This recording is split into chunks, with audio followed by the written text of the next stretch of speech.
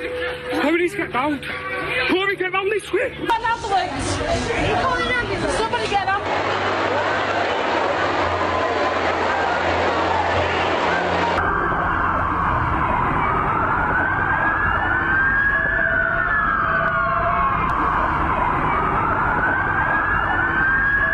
Estoy bien, ¿vale? Pero que al final del concierto se ha escuchado como un sonido raro. All acts of terrorism are cowardly attacks on innocent people. But this attack stands out.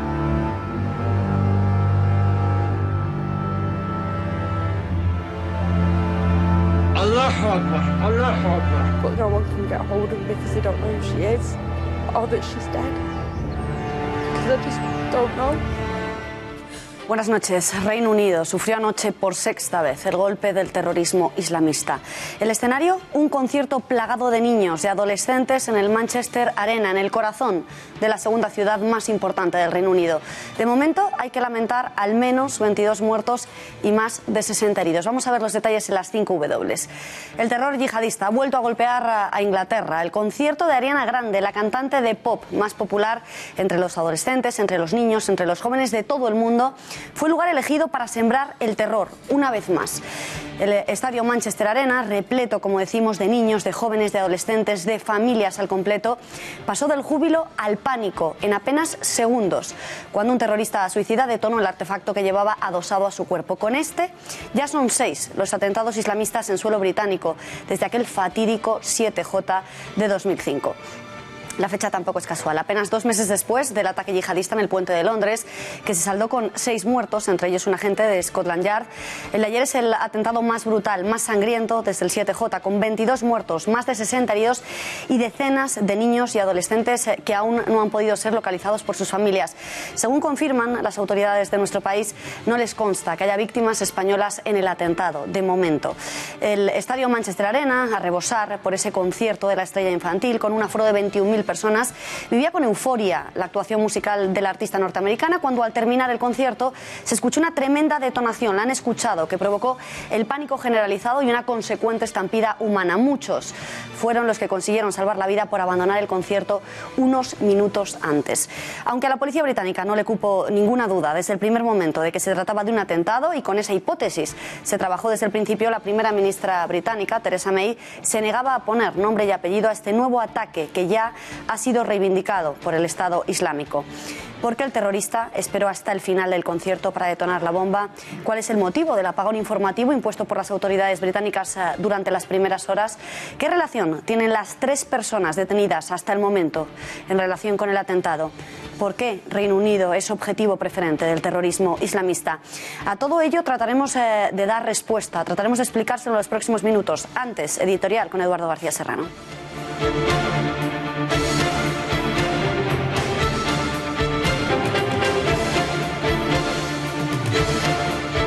Buenas noches, Beatriz. Asistimos nuevamente, ¿cuántas van ya?, a la ceremonia de la exaltación de la tolerancia, de las bondades del multiculturalismo y de la confraternización con el Islam sobre los cadáveres de las últimas 22 víctimas mortales que el terror yihadista acaba de asesinar en Manchester, con el implacable salvajismo genuino de los crímenes que perpetra a mayor gloria de Alá y de Mahoma, su profeta. Las clases dirigentes europeas, políticos y periodistas fundamentalmente, nos adormecen con la melopea de sus consignas. Macron lo hizo nada más tomar posesión de la presidencia de la República Francesa. Debemos, dijo, acostumbrarnos al terrorismo islamista, y aún peor que la yihad es la islamofobia. Esa es la receta que los dirigentes de los pueblos de Europa nos prescriben a los ciudadanos que les pagamos sus sueldos. Debemos aguantar y, además, no caer en la islamofobia, pues para ella no hay tolerancia que valga.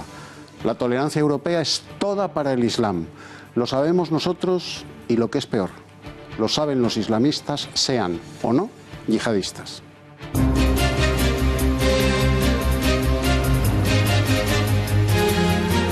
La inoperante moción de censura contra Mariano Rajoy, presentada por Podemos, se celebrará el próximo día 13 de junio. Como al grupo parlamentario morado la fecha le parece excesivamente tardía, su portavoz, Irene Montero, no ha tenido mejor ocurrencia que la de acusar a la presidenta de la Cámara Baja, a Ana Pastor, de secuestrar el Congreso de los Diputados. La Generalitat de Cataluña avisa al gobierno español de que le enviará por conducto reglamentario la petición oficial para abrir las negociaciones bilaterales para la celebración del referéndum separatista ilegal. La respuesta del Ejecutivo no se ha hecho esperar. El ministro portavoz del Gobierno, Íñigo Méndez de Vigo, le recuerda a Puigdemont que nadie en toda Europa defiende el derecho de autodeterminación que él reclama. El ministro de Economía, Luis de Guindos, advierte de que si Cataluña se separa de España, el PIB caería en un 30%, el PIB catalán. Hablaremos con un experto para que nos dé las claves de las consecuencias económicas de esa hipotética separación de Cataluña del resto de España. Y en nuestra sección del Mundo en Guerra hablaremos con nuestro especialista en seguridad internacional, Bruno Navarro, del último atentado yihadista perpetrado en Manchester y, como no, también de la detención en Madrid de 2 islamistas que se disponían a preparar toda clase de atentados, de los que el ministro del Interior, Juan Ignacio Zoido, ha dicho que estaban extremadamente radicalizados.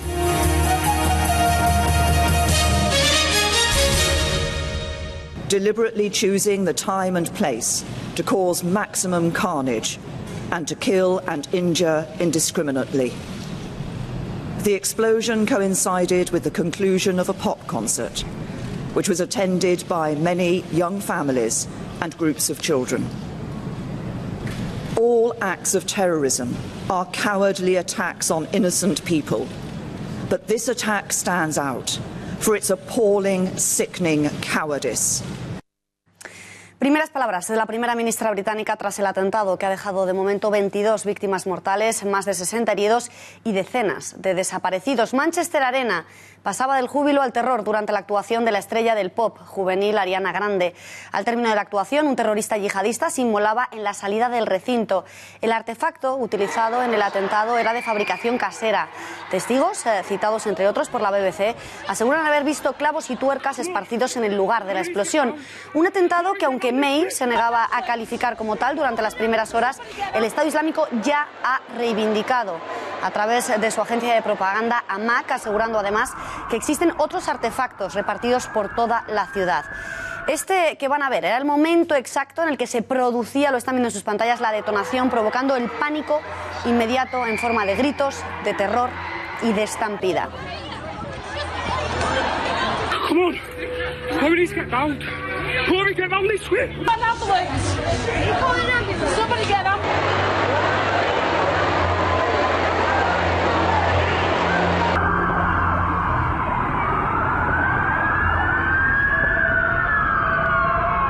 Las autoridades británicas ya han confirmado la detención de al menos 3 sospechosos relacionados con este último ataque y han identificado al autor de la masacre. Se trata, según han dicho, de Salman Abedi, un ciudadano inglés de origen libio. Para conocer la última hora de Manchester, conectamos con nuestro corresponsal internacional, Pepe García Saavedra. Pepe, cuando el reloj marca las 9 menos 20 de la tarde, ¿qué puedes contarnos? ¿Qué novedades hay? Buenas noches. Muy buenas noches, Beatriz. Efectivamente, como decías, ya hay confirmación oficial por parte de la policía de la identidad del terrorista que ayer se inmoló en el Manchester Arena. Se trata de Salman Abedi, un joven de 23 años nacido en Manchester y de origen libio. Sus padres llegaron al país en los años 90 huyendo del régimen de Gaddafi. Hablabas de 3 detenciones en la operación que ha llevado la policía durante esta mañana. Hace escasos minutos las autoridades han confirmado que solo hay una detención. Se trata de un joven de 23 años detenido en el sur de Manchester. Sí que se han llevado a cabo otras 2 redadas en los barrios de Fallowfield y Walling Range, pero no ha habido más detenidos por el momento. El epicentro de la investigación está en Elmore Road, que es la casa donde vivía el terrorista que se inmoló. En esta casa también ha habido una redada y se ha producido una explosión controlada por parte de las autoridades. Como última hora, hace unos minutos, se habían evacuado el campus de la Universidad de Salford en Reino Unido por un paquete sospechoso, pero la policía se ha desplazado hasta la zona y ha confirmado que se trata de una falsa alarma. Pues Pepe, muchísimas gracias por esa última hora. En cualquier momento nos pides paso si se produce cualquier novedad y nos lo cuentas. Gracias y buenas noches. Muy buenas noches. Se lo venimos contando desde el principio. Padres desesperados que casi 24 horas después no consiguen localizar a sus hijos, o testimonios desgarradores de los asistentes al concierto que relatan un campo de batalla sembrado de sangre, terror y muerte. Este que vamos a mostrarles es la imagen de una madre, como decimos, desesperada, absolutamente angustiada, buscando esta misma mañana a su hija de la que no sabía nada. everything, every possible scenario, that she's just going to walk through this door any minute like she's not even known what's going on, that she's in a hospital somewhere wanting me, but no one can get hold of me because they don't know who she is, or that she's dead, because I just don't know. Ariana Grande mostraba su consternación a través de las redes sociales, asegurando estar rota de dolor en lo más profundo de su corazón y sin palabras por el terrible ataque acontecido durante su concierto. Horas más tarde, la artista anunciaba ya la cancelación de su gira mundial, entre los que se encontraban otras dos actuaciones esta misma semana en la ciudad de Londres. La gira Dangerous Woman Tour pensaba recorrerse toda Europa hasta finales de junio, pasando por Reino Unido, Bélgica, Polonia, Suiza, Alemania, Francia, Portugal, Italia y España, donde había planificado un concierto programado para el próximo día 13 de junio en el Palau de Sant Jordi, en Barcelona. Por el momento no hay confirmación oficial de esa cancelación, ni se ha informado sobre devoluciones o cambios de las entradas. Feminista, anti-Trump, instagramer, líder adolescente, su abierta defensa del lobby LGTB, su activismo feminista, podrían encontrarse entre las causas que la han convertido en la elegida para ser parte de esta última masacre. Reacción unánime de la comunidad internacional. El primero en valorar el atentado era Donald Trump, calificando a los terroristas de perdedores. So many young, beautiful, innocent people living and enjoying their lives murdered by evil losers in life. I won't call them monsters because they would like that term. They would think that's a great name. I will call them from now on losers because that's what they are. They're losers. Y en España, las principales instituciones han mostrado su respeto a las víctimas y familiares del atentado de Manchester, guardando un minuto de silencio en señal de duelo. Así lo han hecho desde los Reyes de España al equipo de gobierno, pasando por el Ayuntamiento de Madrid, el Consejo General del Poder Judicial o el Parlamento catalán. Todos ellos han guardado ese minuto de silencio. Desde nuestro país, Mariano Rajoy utilizaba la red social Twitter para condenar este último ataque, al tiempo que manifestaba su pesar y solidaridad con las familias de las víctimas. Asimismo, Pedro Sánchez se mostraba impactado por este último atentado, apelando a la unidad para frenar tanto fanatismo. Conmocionado también decía sentirse el líder de Ciudadanos. Y por último, la Casa Real emitía también un comunicado en el que afirma haberse quedado sin palabras tras esta última masacre, advirtiendo además a los terroristas de que el Estado de Derecho no se rendirá ante la radicalidad. Escuchamos el resto de reacciones. Manifestando el dolor del Gobierno de España por el atentado atroz de Manchester. Atroz como todos los atentados, pero más teniendo en cuenta que las víctimas son niños, padres, familias en sí. Nuestra solidaridad con el pueblo británico, con el Gobierno y nuestra determinación a perseguir a estos asesinos allí donde haga falta.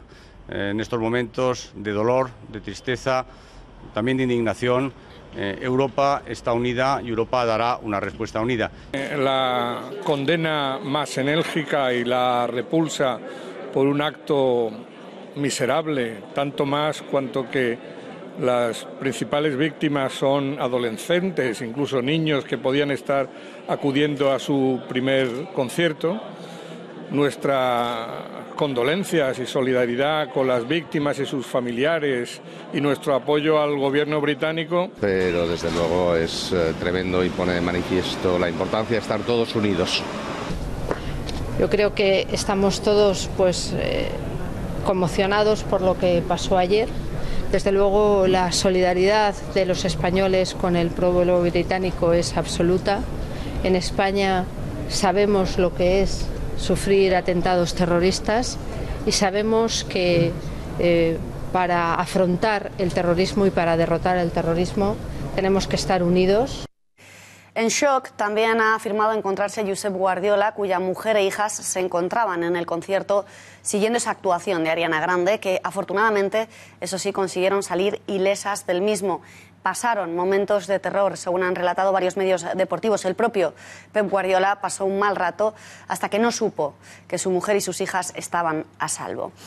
Y con este ya son 6 los ataques yihadistas sufridos por los británicos. El de Manchester, el más brutal y mortífero desde el primero de ellos, acontecido en 2005, como están viendo en sus pantallas, y conocido como el del 7J, cuando 4 atentados suicidas coordinados a la misma hora, en momentos de gran afluencia en 3 ramas del metro de la capital y un autobús londinense, provocaron 56 muertos, entre ellos las de los 4 kamikazes responsables del ataque masivo y la friolera de 700 heridos. El atentado fue reivindicado por Al-Qaeda. El siguiente en la lista nos lleva hasta el aeropuerto de Glasgow. Allí, el 30 de junio de 2007, un coche bomba repleto de bombonas de gas se dirigió contra la principal terminal escocesa, en hora punta, por el comienzo de las vacaciones escolares, aunque no consiguió explotar. Un ataque perpetrado por un ciudadano de origen indio, conductor del vehículo, y que falleció un mes más tarde a causa de las heridas tras rociarse con combustible, y un médico iraquí condenado en 2008 a cadena perpetua. Tras un periodo de falsa calma, pasan 5 años hasta el siguiente ataque. Nos situamos en 2013, de nuevo volvemos a Londres, donde el 22 de mayo 2 ciudadanos nacidos en Londres, de raíces nigerianas, atropellan a un soldado para luego acuchillarlo y decapitarlo. En un vídeo difundido posteriormente, los terroristas reivindican el ataque como la venganza por los musulmanes asesinados por soldados británicos. Y el 5 de diciembre de hace ahora 2 años, el suburbano vuelve a convertirse en objetivo de los yihadistas que atentan en la estación de Leytonstone. El atacante, un somalí de 30 años, condenado a cadena perpetua. Nos situamos ya hace 2 meses, de nuevo en el corazón de la capital, frente al Parlamento. Allí un coche arrolla a los peatones que caminan por el puente de Westminster y mata a un policía en las inmediaciones del Parlamento. En total, 5 muertos, además del terrorista. El de hoy, como decimos, es la guinda de un listado enorme que de momento deja una cosa clara: Reino Unido es objetivo preferente del Islam radical. Pues no ha sido el único, se lo acabamos de contar. Este es el 6º atentado del que ya tenemos que lamentar en el Reino Unido desde el 7 de julio de 2005. Es además especialmente cruel, ya que se dirigía contra niños, contra adolescentes, los principales fans de la cantante estadounidense Ariana Grande. Repasamos ya la sucesión de los acontecimientos. María Durán, buenas noches. Buenas noches, Beatriz. En primer lugar, tenemos que situar el Manchester Arena. Se encuentra en el centro de la ciudad, a 1 minuto a pie de la principal estación de tren de Victoria. El Manchester Arena es el recinto techado más grande de Europa. Caben 21.000 personas dentro, según su página web, que son las que aproximadamente había ayer en el concierto. Para que nos hagamos una idea del tipo de recinto, aquí han tocado Kiss, Take That o Kings of Leon, entre otros. Pero volviendo a lo ocurrido, a las 10:30 de la noche aproximadamente, 10:33 exactamente, es cuando se produce una explosión en la entrada, fuera del vestíbulo, en la zona que conecta el pabellón con la contigua estación precisamente de tren de Victoria. En los minutos posteriores al estallido, los servicios de emergencia reciben 240 llamadas desde el interior de la arena. Se moviliza a 60 ambulancias y a 400 agentes de policía en torno al recinto. Aún así, ya es tarde. Un suicida se ha hecho estallar rodeado de gente. Las autoridades han confirmado que el explosivo era sofisticado. Debió fabricarlo un experto y que llevaba piezas de metralla para hacer más daño. Los servicios de emergencia trataron de auxiliar a los asistentes, pero el primer balance, 2 horas después, es de 19 muertos. A estas horas ya vamos por 22 asesinados y 59 heridos. De los muertos, tan solo se ha confirmado la identidad de 3. La joven estudiante de 18 años, Georgina Callender, la pequeña de tan solo 8, Safi Rose Russos, cuya madre y hermana están entre los heridos graves, y un chico, John Atkinson, de 26 años, cuyos familiares han confirmado su muerte en redes sociales. Alfonso Dastis, ministro de Exteriores, ha afirmado esta mañana que no hay noticia de españoles asesinados. Es muy llamativo también que en el momento del atentado el concierto estaba terminando. De hecho, Ariana Grande estaba haciendo bises, repeticiones para sus fans. Todos nos preguntamos hoy por qué el asesino esperó a que se produjera todo el concierto y, sobre todo, cómo pudo entrar. Se especulaba con que no hubiera estado presente hasta el final, sino que aprovechara que los encargados de seguridad estuvieran centrados en los que salían para entrar en el último momento. Aún así, no se entiende el fallo. Y como veíamos al principio del telediario, Daesh se ha atribuido el atentado en sus medios habituales y en redes sociales, pero no ha aportado detalles, lo que hace dudar de esta versión. Además, ha aparecido un vídeo en el que se anunciaba la matanza pocas horas antes, que podría estar protagonizado por el principal sospechoso, Salman Abedi, un joven de 22 años de origen libio. This is only the beginning. The lions of the Islamic State of Iraq and Sham are beginning to attack all the crusaders Allahu Akbar, Allahu Akbar. Y un dato para terminar, el estado de alarma es tal en Manchester que el conocido centro comercial de Arndale ha sido desalojado esta mañana por temor a una amenaza de bomba, aunque Beatriz, hay que decir que ya hace un rato que reabría sus puertas. Muchísimas gracias, María, por esa recopilación. Ha quedado patente que el último escenario elegido por los islamistas no podría ser más macabro, un concierto cuyos principales asistentes eran niños pequeños, familias, adolescentes. Las autoridades ya han confirmado la identidad de las primeras víctimas mortales. Se trata de una niña de 8 años y de un adolescente de 18. Entre los más de 60 heridos, muchos de ellos sufren lesiones muy graves, por lo que el número de muertos seguirá incrementándose en las próximas horas. El que van a escuchar era el angustioso mensaje que una estudiante española le dejaba a su madre para que no se asustara si encendía la televisión. Estoy bien, ¿vale? Pero que al final del concierto se ha escuchado como un sonido raro y está todo el mundo asustado, ¿vale? No tan conocida como Taylor Swift, Katy Perry o Miley Cyrus, pero Ariana Grande es una estrella del pop que vende millones de discos y que llena pabellones. Con solo 23 años, tiene locas a las redes sociales, donde no tiene rival, al colgar fotos de selfies o cantando en sus conciertos. Por eso mismo, cuenta con más de 180 millones de followers. Pero la joven cantante destaca también por su currículum lleno de polémicas, algunas relacionadas con la política. Por ejemplo, como es sabido que no está conforme con su nuevo presidente, ya que cuando Trump llegó al poder, publicó en su cuenta de Twitter que estaba llorando y que era terrorífico. Fiel defensora del colectivo LGTB, participa en convenciones y les dedica a conciertos. También la hemos visto en vídeos besándose con otras chicas en las redes sociales, por lo que varios de sus vídeos han sido censurados en YouTube. Seguimos hablando de yihadismo, aunque de vuelta a nuestro país, donde hoy han sido detenidos 2 terroristas yihadistas pertenecientes al Estado Islámico y en un avanzado proceso de radicalización. Apenas unas horas después de ese atentado de Manchester, la Policía Nacional ha anunciado el arresto en Madrid de esos 2 supuestos terroristas de 43 y 22 años, dedicados supuestamente a captar adeptos para la causa terrorista a través de la difusión masiva de contenidos vía Internet.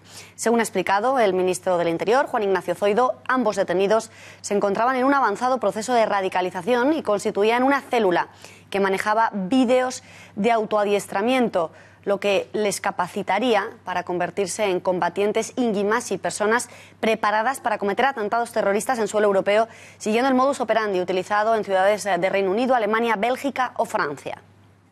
Constituían una célula terrorista especializada en realizar la yihad electrónica, que consiste en difundir masivamente material audiovisual orientado a la multicaptación de adeptos en todo el mundo para su conversión en los autodenominados por la organización terrorista Daesh como cibersoldados. Los 2 detenidos se encontraban en un avanzado y peligroso proceso de radicalización que les llevaba a visionar de forma reiterada material para el autoadiestramiento, lo que les capacitaría para convertirse en personas preparadas para cometer atentados terroristas en suelo europeo. Vamos a volver a escuchar ese testimonio angustioso de Mónica Calvo, la niña española estudiante en Manchester, que avisaba a través de un mensaje a sus padres de que se encontraba bien tras ese ataque en el concierto de Ariana Grande. Estoy bien, ¿vale? Pero que al final del concierto se ha escuchado como un sonido raro y está todo el mundo asustado, ¿vale? Tenemos conexión telefónica con Paqui Muñoz, la madre de Mónica Calvo, de quien, como les acabamos de mostrar, ese audio, ese mensaje que le deja a sus padres, bueno, pues se encontraba bien, pero alerta a través de ese audio. Unos audios que además están dando la vuelta al mundo. Paqui, muy buenas noches. Hola, buenas tardes, buenas noches. ¿Qué pasa? Antes de nada, ¿cómo te encuentras? Bueno, parece que va pasando el tiempo y estoy quizá un poquito más triste porque me voy dando cuenta voy reaccionando un poco de lo que podía haber pasado. ¿Entiendes? Al principio ha sido un shock y ahora mismo estoy un poquito más triste, la verdad. Paqui, cuando escuchaste este mensaje que te envía tu hija anoche y que acabamos de escuchar, ¿qué es lo primero que piensas? Pues me di cuenta de lo que era. Lo único que le mandé un audio diciéndole que que no, que eso sería, que porque como había visto un chico que estaba manchado de sangre y demás, y había escuchado, digo, mira, eso es una pelea que ha habido, han sido petardos, más que nada por tranquilizarla. La verdad es que me quedé muy tranquila en el sentido de decirle, para que ella no se alerte, para que... Hasta ahora no estoy reaccionando bien, la verdad, pero la tranquilicé, la verdad es que me comporté. ¿Tú sabías que tu hija estaba en ese concierto? Sí, claro.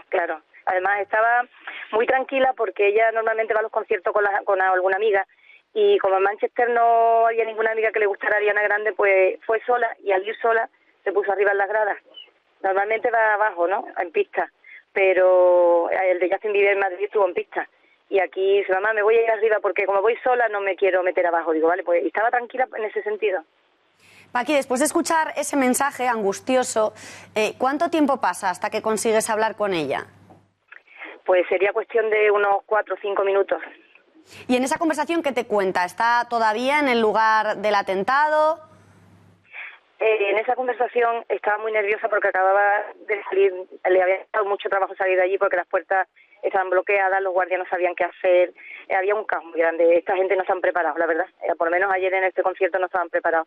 Y mi niña no la dejaban de salir, ella se escapó como pudo y acababa de ver a un chico ensangrentado. Entonces en ese momento estaba muy nerviosa. Mamá, estoy bien, pero esto es una bomba, mamá, esto no es... Estaba muy mal. Mi niña estaba muy mal, la verdad. Paqui, ¿en algún momento llegaste a pasar miedo por la vida de tu hija cuando te hace esa llamada, después de ese mensaje, te confirma que ella cree que está siendo un atentado? ¿O estabas en shock y no llegaste a pensarlo hasta tiempo después? No, sí, la verdad es que sí. Vi la realidad en ese momento porque estaba todo acordonado, no las dejaban de salir de la zona y ella le dije, coge un taxi, sal corriendo y coge un taxi. Mamá, están todos los coches atravesados, parados, esto aquí no se puede mover la gente buscando a su familia, a sus amigos. Entonces yo sabía que allí no dejaban de salir. Entonces ella se escapó como pudo y en vez de coger un taxi porque no lo pudo encontrar, buscó la parada de autobús que en ese momento estaba tan bloqueada que no sabía ni dónde estaba la parada. Ella ha ido varias veces a conciertos ahí y no sabía dónde estaba la parada. Además no lo encuentro, no sé si tengo que coger para la derecha, para la izquierda. Estaba la verdad, muy aturdida. Y sí, yo sabía que algo que podía volver a explotar una bomba podía ocurrir. Y aún no sabía lo que había sido, pero con la edad que tiene una, pues más o menos te lo imaginas, ¿no? Paqui, ¿tu hija cómo se encuentra en estos momentos? ¿Has podido hablar con ella en las últimas horas? ¿Está ya más tranquila, recuperada del shock o sigue asustada? Pues mira, quizás está peor que ayer, porque ahora se ha venido hoy y claro, ella no quiere ver ni en noticias ni nada, pero se está dando cuenta de todo lo que podía haberle pasado. Y dice, mamá, me habré cruzado con muchas de las personas que han muerto, me habré cruzado. Y claro, ella está reaccionando ahora y ahora la verdad es que está llorando, ahora es cuando está llorando. No ha llorado antes, pero está llorando ahora. Pues Paqui, muchísimo ánimo. Te deseamos a ti, a tu hija, a toda tu familia que os recuperéis pronto de este terrible susto. Muchísimas gracias por prestar tu testimonio en Intereconomía y muy buenas noches. Muy buenas noches, muchas gracias a vosotros. Adiós.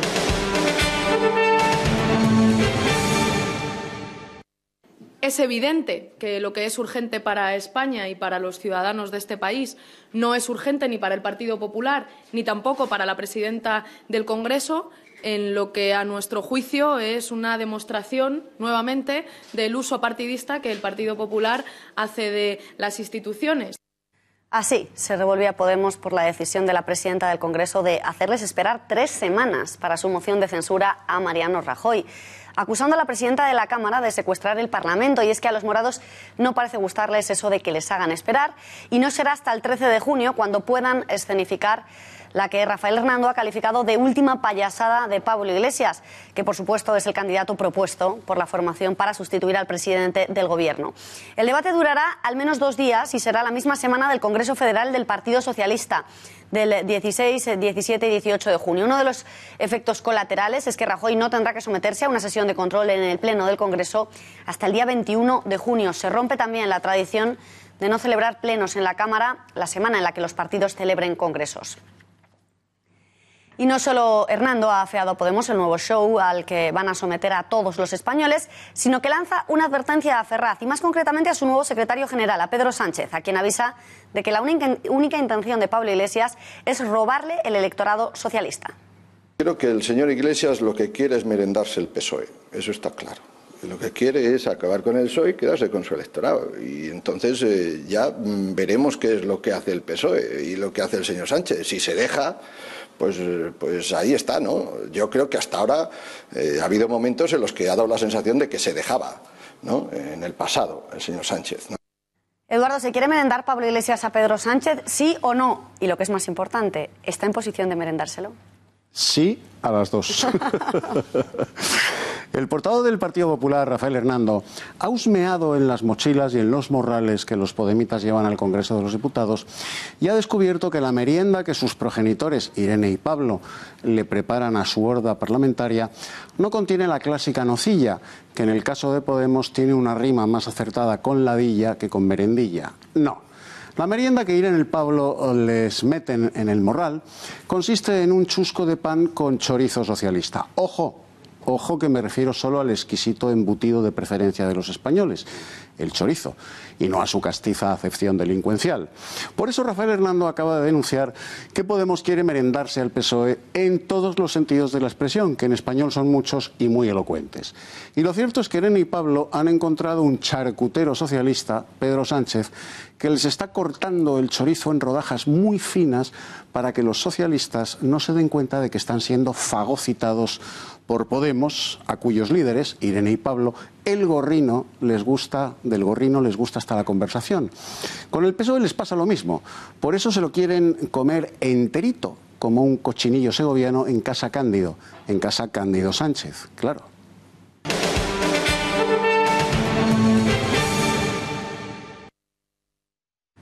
La Generalitat solicitará formalmente la apertura de negociaciones del referéndum. Lo ha avanzado Neus Munté, portavoz del gobierno catalán, que anunciaba que el Consejo Ejecutivo del Govern ha acordado en su reunión de esta mañana solicitar formalmente la apertura de esas negociaciones con el gobierno de la nación para la celebración de ese referéndum independentista ilegal. Munté ha señalado que, tras esa reunión, elevan esta solicitud formal dirigida directamente al presidente del Gobierno, Mariano Rajoy, y esperan, dicen, una respuesta concreta del Gobierno. La petición se concretará en forma de carta que Puigdemont remitirá a Rajoy en los próximos días. Los separatistas pretenden así romper la negativa del Ejecutivo y que Mariano Rajoy acepte recibir oficialmente en la Moncloa a Carles Puigdemont con la cuestión del referéndum sobre la mesa. Y el Gobierno ha expresado reiteradamente su disposición a dialogar, pero sobre cuestiones que estén dentro de las competencias de ambos ejecutivos. Puigdemont ha dejado claro que su único objetivo ahora es el referéndum. Ayer mismo lo reiteró, lo repitió sin cesar en su conferencia en Madrid. Desde el Gobierno, el portavoz del Ejecutivo le recuerda que ningún país de Europa acepta el derecho a la autodeterminación. Bueno, nadie nos pregunta, es decir, la gente considera que es lo que es decir, que es imposible en la independencia de Cataluña. Y yo no he tenido la más mínima pregunta al respecto. Es decir, saben ustedes perfectamente que no solamente es una cuestión de legalidad, que la legalidad es importantísima, especialmente para un gobierno. Es también una cuestión de racionalidad económica, ¿no? Es decir, Cataluña no va a salir, es decir, el gobierno de España no va a dejar nunca que Cataluña y que los catalanes salgan de la zona euro, ni salgan de la Unión Europea, etcétera, ¿no? Una llamada a la seriedad, una llamada a la concordia, una llamada también al buen sentido. Es necesario que el gobierno de la Generalidad de Cataluña no sea el gobierno solo de los secesionistas, sino de todos los catalanes, como el gobierno de España es el gobierno de todos los españoles. Por lo tanto, esa oferta de diálogo sin fecha de caducidad y dentro de la ley la seguimos manteniendo. Esto no es serio, francamente. Que se pida debate y se rehúya ese debate. Que se hable de democracia y no se dé oportunidad a debatir esta cuestión en sede nacional, en la sede de la soberanía nacional española, pero tampoco en el Parlamento, que se oculten normas, que se guarden en un cajón, que pretendan dar un efecto sorpresa, que den por sentada cosas que todo el mundo sabe que no se van a producir, en la aplicación del derecho de la Unión Europea o la participación de una hipotética Cataluña independiente en la Unión Europea, francamente me parece que no tiene ningún sentido. Eduardo, ¿te ha sorprendido esta última petición de la Generalitat? A mí de los separatistas, Beatriz, no me sorprende nada. Los separatistas catalanes deben estar todos sordos, como su patriarca Jordi Pujol, al que el horizonte penal que se le viene encima le ha hecho perder el oído después de haber perdido la vergüenza. O están todos sordos, o como su patriarca político y financiero, también han perdido todos la vergüenza. Ahora dicen que están dispuestos a abrir negociaciones formales con el Gobierno de España para romper España después de pasarse todas las sentencias de los tribunales de España por el forro de la barretina. Quieren los separatistas que el Gobierno negocie con ellos la convocatoria del referéndum ilegal por separatista y por sedicioso. Mire, vengo a negociar democrática y pacíficamente con usted cómo ponemos a su madre en Almoneda para que los votos de los separatistas la violen y la echen de Cataluña. Pero eso sí, con mucho diálogo. Eso es lo que quieren negociar, el matricidio de España. Y eso solo tiene una respuesta que, como todos sabemos, el Gobierno no les va a dar. Porque para Rajoy y su gabinete de leguleyos, el diálogo lo justifica todo, incluido el hispanicidio. Gracias, Eduardo. Luis de Guindos, cifran hasta un 30% la caída del PIB de Cataluña si se independiza.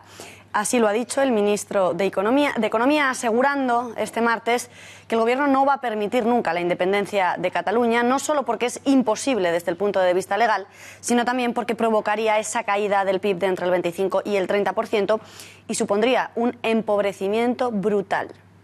Es imposible desde el punto de vista legal y sería, desde el punto de vista económico, pues una caída del Producto Interior Bruto pues en el entorno del 25-30%, un empobrecimiento brutal. Y el Gobierno español no va a dejar que eso ocurra nunca. Para analizar estas declaraciones de Luis de Guindos hablamos ya con Aurelio García del Barrio, director del Global MBA con especialización en finanzas del IEB. Señor García del Barrio, muy buenas noches. Muy buenas noches. ¿Coincide usted con lo dicho por el ministro de que esa hipotética independencia de Cataluña provocaría la caída de su PIB entre un 25 y un 30%? Sí, bueno, quizás un poquito excesivo, yo diría entre un 20 y un 25%, pero bueno, podría llegar a un 30%.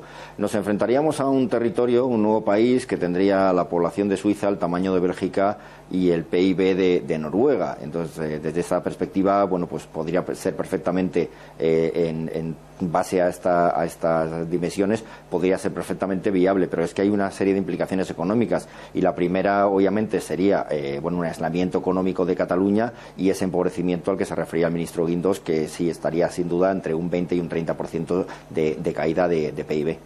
¿Y qué otros efectos tendría en la economía catalana su hipotética separación de España? Tendría que salir del euro, ¿no?, para empezar, por ejemplo. Sí, hay una serie de ellos muy claros. La primera sería la salida de la Unión Europea y, por lo tanto, la salida del euro y del BCE. La salida del euro, bueno, supondría un encarecimiento de las exportaciones, una pérdida de competitividad. Podría unilateralmente seguir utilizando el euro, ya ha ocurrido con Kosovo, si bien Kosovo no puede ser comparable con Cataluña, bueno, porque tienen dimensiones muy variopintas, pero en cualquier caso, y aunque utilizaran unilateralmente el euro, no tendría ningún tipo de decisión ni de participación en los tipos de cambio, en el tipo de cambio de la divisa ni en los tipos de interés. Y por otro lado, la salida del BCE, bueno, supondría que toda esa política monetaria expansiva que ha facilitado el desarrollo de las economías en la zona euro en la época de crisis desde el año 2008 y especialmente en España, bueno, pues también estaría fuera de todos los favores y de los vientos a favor del Banco Central Europeo. Eso respecto a la economía catalana, pero ¿qué consecuencias para la economía española tendría esa marcha de Cataluña? Bueno, para la economía española diría que serían menos, aunque también habría implicaciones para la economía española y la economía de la Unión. Cataluña todavía se vería más afectada y también hay que mencionarlo. No tendría acceso a los fondos estructurales de la Unión, son 1.400 millones los que ha recibido en el periodo del 2007 al 2013. En el actual periodo presupuestario tiene otros 1.400 millones presupuestados del Fondo Social, Fondo Marítimo, el de Desarrollo y el Agrario. No tendría supervisión bancaria europea, por lo tanto 55.000 millones de euros de dotación que tiene el Banco Central Europeo para ayuda o liquidación de entidades financieras en problemas también estaría fuera de ello, y cualquier entidad, que esto es lo más importante, financiera, que estuviera dentro de Cataluña, asimismo tampoco tendría impacto o no tendría la posibilidad de acceder a ello. En prima de riesgo, bueno, la prima de riesgo subiría muchísimo. Si recordamos volvemos al 2012, verano de 2012, si no me equivoco, la prima de riesgo española tocó el techo de 650 puntos y la catalana duplicaba, estaba en 1.200. Hubo que hacer una emisión específica de bonos para solventar este problema. Exportaciones, en tema de comercio, tendrían más aranceles al estar fuera de la Unión y por lo tanto sus exportaciones se encarecerían y tendrían esa pérdida de competitividad. Se enfrentarían a salida de empresas de Cataluña. Y por otro lado, y también muy importante, la creación de un nuevo país, porque el nivel de deuda pública de Cataluña es importantísimo. España tiene una parte muy importante de esa deuda pública, sus bonos están clasificados como bonos basura, y aparte del continuar durante varios años con ese pago de la deuda española, tendría que pagar esa creación de un nuevo país, como digo, que entre lo que se podría mencionar más representativo, en infraestructuras, el último tramo del AVE a Barcelona, en Cataluña hacia norte, y en segundo lugar el tema energético, para mantener con Francia, las ligaciones con Francia para mantener un suministro barato, y después por otro lado, la entrada de nuevo en la Unión Europea, que parecería obvio que tendría que ser así, y ahí se tendría que enfrentar a todos los criterios de convergencia, igual que el resto de los países, objetivos de déficit del 3%, 60% de deuda sobre PIB, etcétera, etcétera. Muy brevemente, que se nos acaba el tiempo, ¿qué efectos tendría para ambas partes el fin de la financiación autonómica de España-Cataluña? Pues ahora mismo Cataluña históricamente ha sido dador de fondos a la financiación autonómica, pero ahora mismo es el FLA quien está pagando, quien tiene que estar costeando los pagos de los funcionarios, proveedores, etcétera, en la comunidad autónoma catalana. Pues Aurelio García del Barrio, muchísimas gracias por su análisis y muy buenas noches. Buenas noches, muchas gracias.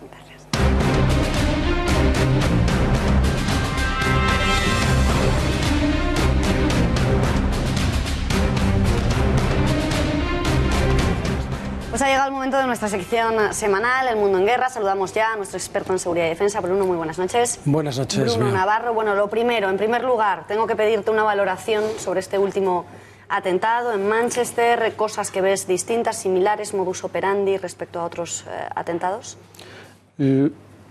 Hay bastantes cosas, pero para ceñirnos, que siempre tenemos, ¿verdad?, el problema del tiempo para intentar ser breves y concisos y concretos. Tenemos tiempo. Hoy más. Hoy más. Yo lo que más destacaría de este trágico atentado es que parece ser un lobo solitario, o casi solitario. Se ha detenido a un posible compañero de terrorista suyo, pero parece ser un lobo solitario y, sin embargo, el ataque ha sido con explosivos. Y es importante decir explosivos. Generalmente los lobos solitarios suelen atacar con vehículos atropellando, con cuchillos, con disparos. Hemos vuelto al pasado, ¿no? Hemos vuelto a algo más peligroso. Más que volver, lo que tenemos es la posibilidad de que un terrorista suicida, lobo solitario, autorradicalizado y autoinstruido en las redes, instruido por Internet, haya conseguido desarrollar correctamente una bomba que funciona y que mata desgraciadamente mucho y bien. Esto no es normal, la mayoría de ellos fracasan, no llegan a ese punto. Entonces, esto sería lo más preocupante, porque si fuera una célula, que podría ser, todavía no sabemos, pero si fuera una célula que viene de Siria o que tiene entrenamiento allí, pues digamos que esto es algo normal, un Bataclan, etcétera. Pero en este caso, si lo que parece ser es bastante preocupante. ¿Y cómo están actuando, a tu juicio, Bruno, las autoridades británicas? Porque han empezado cortando mucho la información, no se atrevían nuevamente a calificar de atentado terrorista lo que a todas luces, era lo que era.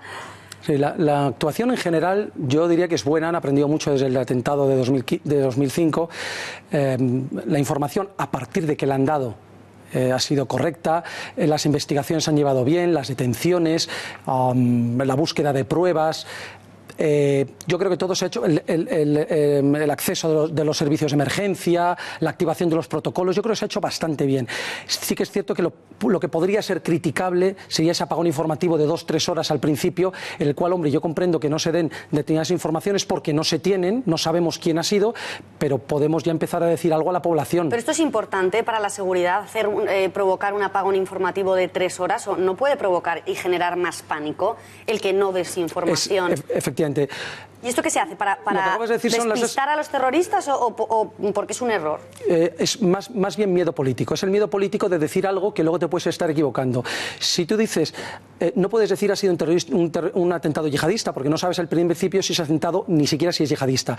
Pero como es lo más probable, se podría alertar a la población diciendo parece que hemos tenido. El problema es que la palabra parece, la gente al leerla o al escucharla, la hace desaparecer y ya creen que eso que ha dicho el gobierno no es una posibilidad sino un hecho. Y si luego te has equivocado, pues es una cuestión política. Yo creo que es mejor arriesgarse a dar la información que se tiene en el momento que se tiene, siempre y cuando no obstruya la investigación policial. Y en esto los ingleses, por lo menos en este momento, los británicos, yo creo que se han quedado muy cortos en dar información a la población. Bruno, nos decías que los ingleses han aprendido muchísimo desde ese atentado de 2005, lo estábamos viendo en pantalla, 6º atentado en suelo británico yihadista. ¿Por qué Reino Unido es un objetivo preferente, favorito de los yihadistas? ¿Es porque hay más población o es que realmente, digamos, les tienen manía a los ingleses y van a por ellos más que a por el resto de Europa? Me has dejado sin argumento. Acabas de decir las dos que yo diría principales. Hay muchas, pero para ceñirnos a dos principales, yo diría precisamente esas. La población musulmana en Gran Bretaña está en torno del 5 al 6%.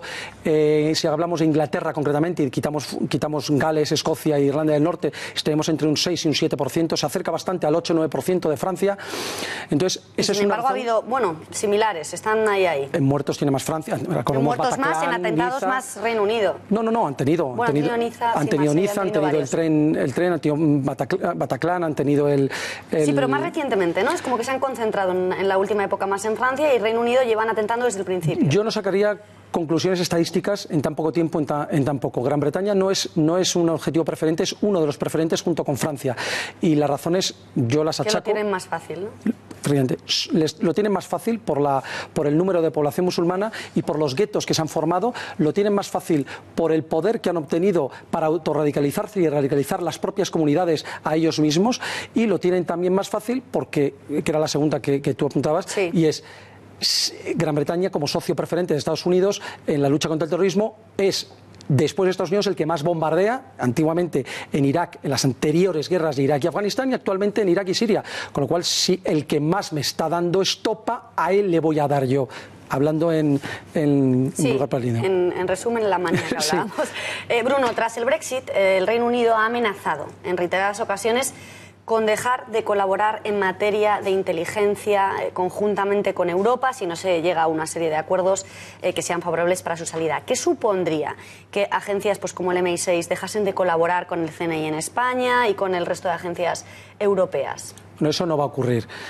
Las amenazas... ¿Lo han amenazado? Sí, las amenazas que realiza el Reino Unido hay que entenderlas sencillamente en el marco de las negociaciones. Están diciendo, déjame una buena salida, no me encarezcas el Brexit, déjame unas buenas condiciones, como otros países de fuera de la Unión Europea tienen unas buenas relaciones, unos tratados bilaterales muy buenos, quieren mantener eso, alegando que, oye, a que seguro que queréis en Europa mantener las buenas relaciones en inteligencia, en información y seguridad, oye, pues vamos a hacer un poco lo mismo con todo. Es un tira de afloja, pero no lo van a hacer porque ellos saldrían más perdiendo. Si Gran Bretaña cortara informativamente y sobre todo el claro, ellos también pierden el resto de información que les procuran. Que somos muchos más grandes, saldrían perdiendo.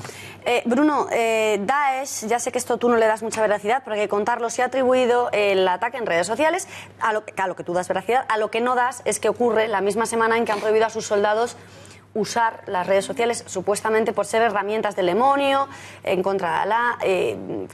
¿Esto es posible que desde el Daesh se haya pedido a los lobos solitarios y a todos sus soldados que se autorradicalicen, como nos has explicado aquí en infinidad de ocasiones, a través de Internet y a través de las redes sociales, que dejen de utilizarlas? Hay que matizar. El aviso del emir del Estado Islámico es a los soldados que están en Siria e Irak. ¿Por qué? Siria, Irak, en Libia, en Afganistán, allí. ¿Por qué? Importante puntualización. Porque están ocurriendo... seguimiento. Exactamente. Mandan la fotito y acto seguido tienen un cohete por la oreja. hablando también claramente para que entienda todo el mundo.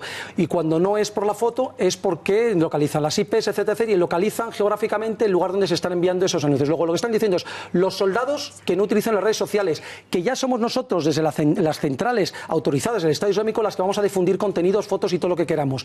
Y eso sí, toda la población musulmana, yihadista o no, por favor, utilizar las redes sociales porque queremos seguir radicalizaros y pasaros toda esa Es decir, que es una recomendación para los combatientes del Estado Islámico en Siria, en Libia y en las zonas que ya tienen ellos más controladas. Correcto. Bruno, el suicida, que es otra de las grandes incógnitas que hay sobre este atentado, se hizo estallar al final del concierto, en una de las salidas. ¿Por qué esperó al final del concierto y no lo hizo en mitad, que hubiese provocado una masacre muchísimo mayor? Kilosa. ¿Qué sabemos que puede pasar? ¿Qué hipótesis podemos manejar? Hay una muy fácil y es pensar que los terroristas se han suicidado, son unos desalmados y unos salvajes y son absolutamente inhumanos, son peores que alimañas. Pero no es fácil apretar ese botón. Ese es un momento muy crítico. Puede ser que esta persona dudara durante todo el concierto a hacerlo. Y fuera en el último momento, cuando ve que la gente se empieza a desperdigar, donde dice es ahora o nunca, pierdo el momento o no, y donde entonces le entrara el valor de cometer lo que, a diferencia, no es valoroso, sino es una cobardía, ¿no? Pero bueno, hace falta ese pequeño momento de valor para darlo. Puede ser que ocurriera precisamente eso. Podría ser también, es poco probable, porque no es lo habitual, en otros lugares del mundo sí se da, que fuera un atentado doblado a control remoto. Es decir, si tú no tienes narices para hacerlo, yo me encargaré de distancia de hacerlo. Pudo ser que tuviera un dispositivo similar, no quisiera, al final decidiera, tuviera miedo y no quisiera inmolarse, y otro apretara el botón a distancia por él. Ya digo que no es lo normal, pero que ocurre en muchos lugares, especialmente en Oriente Medio. Bruno, ¿cuál es tu teoría? ¿Crees que el escenario lo eligieron precisamente por eso que hemos repetido durante todo el informativo, de que estaba plagado de niños, de jóvenes, de familias, para hacer más daño? ¿Crees que se debe a la cantante elegida, que es Ariana Grande, ídolo infantil muy conocida por su defensa del feminismo radical, también por muchas de los postulados defendidos por el lobby LGTB? Se la ha visto en infinidad de ocasiones besándose con mujeres, algo que, como sabemos todos, pues el Islam condena radicalmente. ¿Crees que es más porque había niños o crees que es por el simbolismo de quién era la cantante? Me ha vuelto a dejar sin argumentos. No, efectivamente, lo más probable... Hay que pensar que hay cientos de conciertos en Manchester al cabo del año, y en un momento dado hay también una de las razones es simplemente la oportunidad, o que a esa persona en ese momento... Pero es verdad que si empezamos a pensar en un planeamiento detallado del dónde, de en qué lugar, es evidente que las tres cosas que has dicho. Es americana. Y Estados Unidos es una cantante americana que viene a Gran Bretaña, y una cantante americana pues tiene más caché, más tirón de atentar en un concierto suyo que en un concierto de una británica. Es feminista, próxima al LGTB, con lo cual también tiene más tirón. Y luego, desde luego, los niños. Uno de los... es decir, el terrorismo quiere propagar el terror. ¿Qué más terror que matar a nuestros niños, ¿no? Recuerdo uno de los primeros tweets que han aparecido en Internet, han sido algo parecido, cito no textualmente: parece que las bombas que los soldados británicos lanzan sobre nuestros hijos en Mosul y en Raqqa se les han vuelto contra sus hijos. Pues sí, clarísimo. Hoy Zoido además ha alertado sobre la radicalización de los yihadistas que han sido detenidos en suelo español, en Madrid. ¿Cómo es posible que el Estado Islámico esté consiguiendo radicalizar cada vez más rápido, de manera express, a terroristas a los que ni siquiera forma in situ, sino que lo hace a través de Internet? De estos dos detenidos, uno de ellos tenía 40 y tantos años y era un radical de mucho tiempo. Y el otro joven de 20 y tantos, 23 creo, tampoco había sido, digamos, express. Hay que tener en cuenta que la mayoría de estos radicalizados express, de los que son express, tienen una base muy importante. Realmente la radicalización express es el último punto. Son una base de musulmanes que no están realmente muy contentos con la política en España, con no vivir, no están contentos con la sociedad que les ha tocado vivir, viven en un mundo muy islamizado, y en un momento dado, por una chispa en Internet, un contacto, una conversación, saltan a esa radicalización muy express. Y lo más importante de esta detención, que no nos podemos ir sin verlo, estaban muy preparados para atentar. y esto es muy distinto de las últimas detenciones de los últimos meses. Pues Bruno, con este último apunte nos tenemos que marchar. Gracias por habernos acompañado. Nos marchamos, pero les dejamos antes con una última noticia, y es que el actor británico Roger Moore, famosísimo por su papel de James Bond, también de la serie El Santo, nos ha dejado, ha fallecido a la edad de 89 años por un cáncer. Les dejamos con nuestro particular homenaje y les decimos adiós hasta mañana. Gracias y buenas noches. My name is Roger Moore. Falleció en Suiza el mítico actor británico Roger Moore. Fue conocido por dar vida al épico James Bond en 7 de sus películas. En 1973 se puso la piel del agente secreto con Live and Let Die y desde allí lo encarnó durante 12 años, siendo el actor que más tiempo hizo de 007. También se le conoció por enamorar al público femenino en The Saint, donde interpretó a Simon Templar y creó su propio movimiento insignia, la ceja levantada al mirar el halo del santo. En 1985 Moore se despidió de Bond para hacer películas menos conocidas. Después inició su trabajo con UNICEF tras quedar asombrado por la labor de su amiga Audrey Hepburn. Por ello, hacia 1991, en Suiza y ya retirado, fue nombrado embajador de buena voluntad. Se espera que los actos fúnebres se lleven a cabo en la ciudad de Mónaco, lugar donde también residió.